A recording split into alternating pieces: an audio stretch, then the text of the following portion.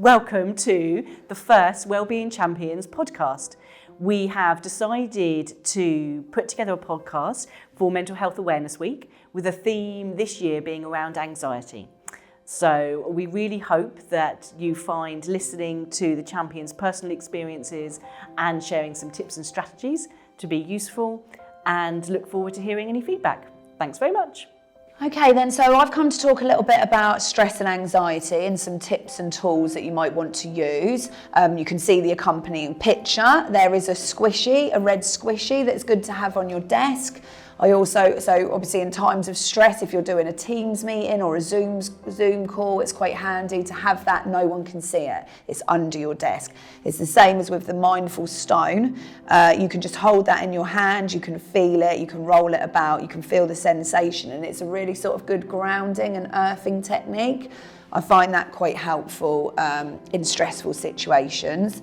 And also I do a bit of mindful colouring or doodling. So I have a pad next to my workstation, and so I just sort of go all around the exterior of my book and just doing some sort of lines and some sort of scribbling and some colouring or some swirls.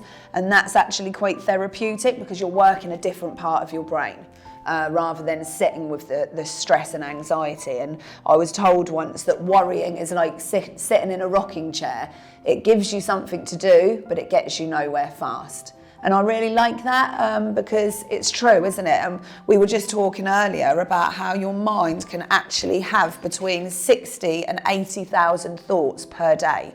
So if you imagine just in one day in a working environment, what that can be like between your 9 to 5 or over your shift. So it's just finding ways for me, like getting up, walking away from the desk, going and having a bit of a well-being break, sitting in the kitchen to eat lunch rather than at my desk. We talk about HALT, which is hungry, angry, lonely, tired. So if you're any of those things, you can use that acronym to address it. And if you work through those very basic needs first, it's easier to think, right, what does my body actually need right now?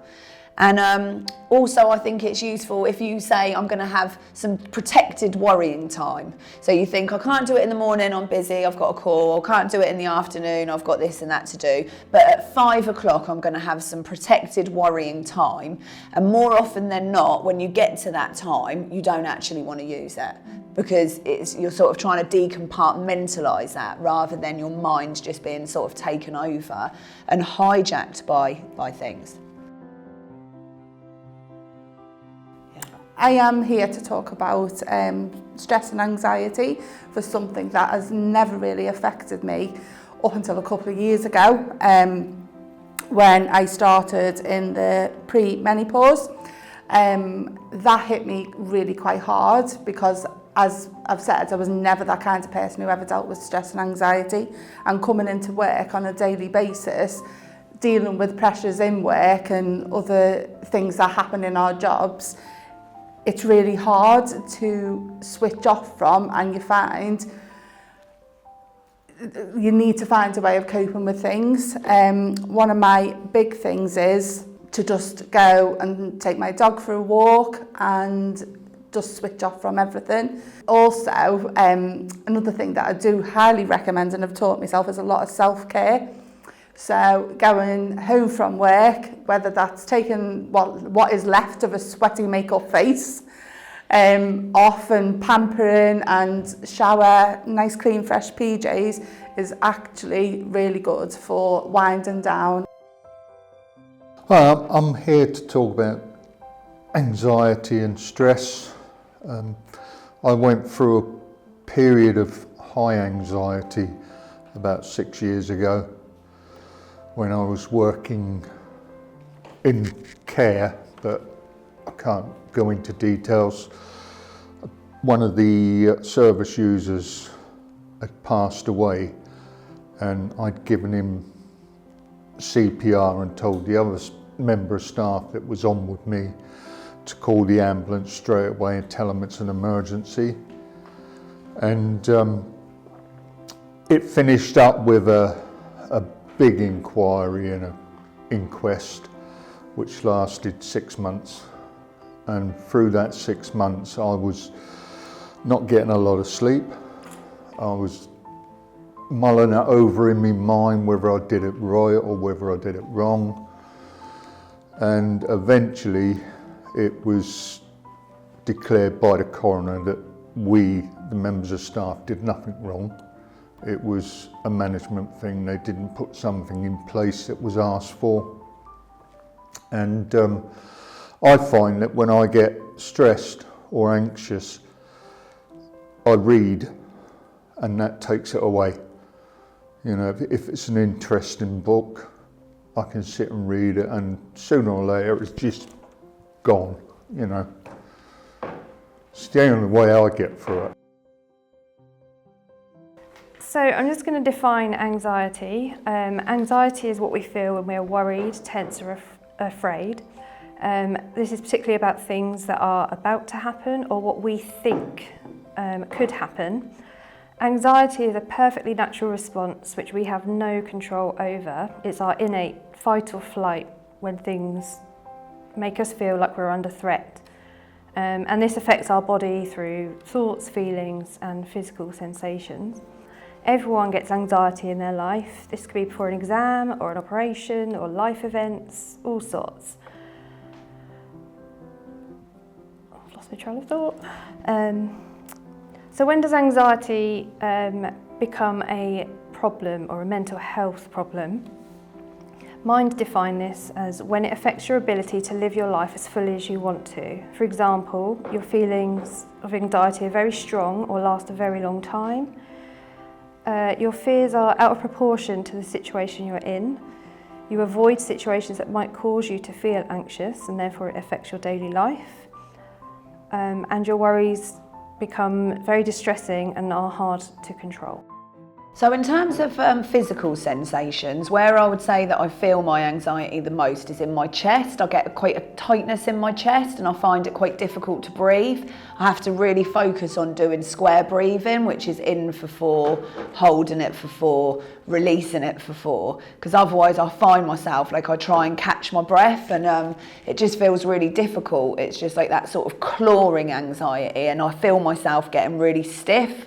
And I've gone to a massage before and they've said you hold all your tension. I don't know if anyone else can identify with this, having their shoulders feeling like they're up by their ears. And that is stress, where we hold it in our backs and our body. And there's a great book called The Body Holds the Score, so that emotionally all of these things, these sensations that we're taking on, it can manifest in the body itself. So one of the things for me with stress and anxiety as well is when I start to get really restless. I can feel all my legs starting to turn to jelly, and with that I get myself more anxious because of that. Sweating, and obviously I'm going through lovely hot flushes as well at the moment, which don't actually help the situation. In a way, you walk into a room and I'm already analysing where there's like a get out point or if there's a window open, and you physically do a scout of the room to see, right, well, where can I go? And as soon as I see that, that kind of calms me down as well. Anxiety affects me in ways like I feel very nervous and tense, and sometimes I can't sleep and I worry about things and whether it's going to turn out okay or not, what impact it's going to have on my family, and it's just a basic worry until it's sorted. Anxiety affects me physically, so I get restless, I'm unable to sleep, I feel sick, I get headaches quite a lot when I'm anxious. My thoughts, I tend to catastrophize situations, and my mind just goes off 50 million routes of what could happen in a situation that, you know, is on my mind. Which again, this all then goes back to feeling ill. I feel like I can't sleep, I can't sit still. And if it gets really bad, I start to neglect myself, so I don't want to get out of bed, I don't feel like eating, and then it just becomes this vicious cycle of anxiety. We then asked all the champions to share either personal tips from themselves or tips that they thought would be particularly effective if you're experiencing anxiety. So using the 3 C's to challenge any unproductive worries and thoughts is, can you change it? Can someone else help you to change it? And can you change the way that you think about it? And so for me, I really like the use of the serenity prayer to accept the things we cannot change, to look at what appropriate action can you put into any given situation, and then the rest of it, you just have to sort of leave it alone and sort of turn it over. And I find that quite useful because it does sort of connect to those 3 C's. What can you feasibly do in this moment? You can put in the relevant things, but ultimately you're powerless over other people, places and things. And when I can accept that a little bit and sort of put down the control, that really helps with my anxiety and stress. The first one I wanted to say as well is definitely something I'm going to take on board, and that is having some phone free time. Definitely going for a walk with my little dog. See things that I wouldn't normally take on board because I've got my head in my phone, checking messages, text messages, emails. And then I won't say I completely turn it off to begin with, but I'm going to try my best. This weekend, especially coming up, my phone will be going off at 5 o'clock and I will switch it up on at 9 o'clock on Monday morning. And literally over the weekends, I am going to take a lot more time to try and get myself more into a better sleep regime with diet, basically just looking after my body a little bit as well, because that definitely does have a negative impact on my stress and anxiety as well. And I think when you haven't done it can trigger more. So they are my things that I will definitely be doing over the weekend. Slow everything down, your thoughts, your actions, because when you're stressed or anxious, things seem to speed up, and if you slow them down and think about them, that calms you down. And doing things like reading, getting a space of reading something, and that takes away a lot of anxiousness. It's one way of coping and managing stress and anxiety is doing something you're good at, as our thoughts can sometimes put us down and make us feel a bit useless. For me personally, I quite like crafty stuff, so I like sewing, I like doing some crochet, I like going for walks, but anything you like to do and enjoy and feel you're good at just adds a positive spin on your day. Another thing I quite like to do, another tip, is experience some joy. So looking back at old photos and remember some happy times. I quite like to share an achievement for the day, so something I feel I've done well. It could be anything, but I like to share that with a friend. I've got a really close friend, and and just having that well done back, even if it's just something so small, I find that for me that just makes my day feel like a good day, because I like to share an achievement or something that I've done. So another tip that you might want to think about is doing something awesome. So by that I mean getting outside really and looking at nature and the kind of putting yourself, you feel really small if you are looking out to sea and looking at all the crashing waves, or you're looking up at a huge tree or a mountain, something out there which kind of gets your sense of perspective back. So all of the stuff that fills our brains from morning till night or during the night, actually it's kind of getting outside and reminding yourself that you're just one tiny thing in this big universe. So getting outside, because that also is proven to help reduce stress and anxiety as well, so double win. Like one of the other champions who has been talking, for me anxiety was something that I was very lucky to not experience for decades, and then in the last few years has become rather an unwanted visitor in my life. It was probably a combination of things. I could absolutely connect with the perimenopausal story that was being shared. My father also had a long-term degenerative illness and he passed away at the end of last year.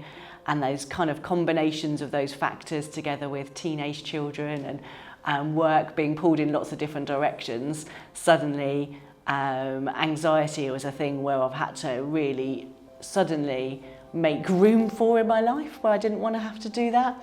For me, it can come out in quite physical ways. And so that can be lots of pins and needles, lots of aches in my joints, just this kind of not the sense of feeling calm or at peace, because when you suddenly have that moment that comes along, you're like, yeah, that's what it used to feel like. And then it kind of goes away again. So it becomes fleeting in that sense. So I think just getting to know my own body and how it responds and reacts has been a really useful part of really working out my own strategies of how to cope with anxiety, because what works for one person doesn't necessarily work for another person. And so one of the champions was sharing about, right, okay, I'm going to worry about that at 5 o'clock tomorrow.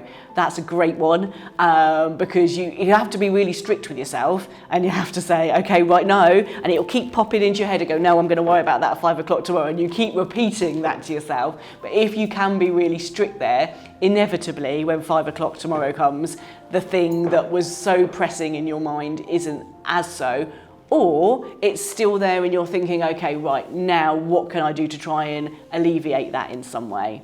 Again, clearly mantras obviously work for my brain, because the other thing for me is that kind of like, right here, right now, everything's okay. So whatever I'm catastrophizing about or taking myself off into a journey about, actually by repeating that right here, right now mantra really grounds you and brings you back. Talking about it, I know that sounds really cliched, but you will be so surprised when you look around a room of people and you think, oh, they've got it all together.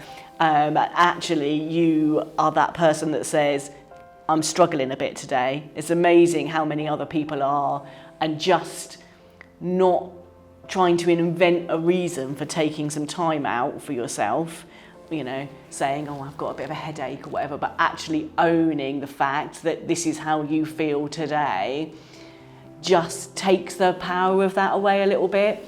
So by putting some boundaries around what and where you're prepared to go and do can really be helpful.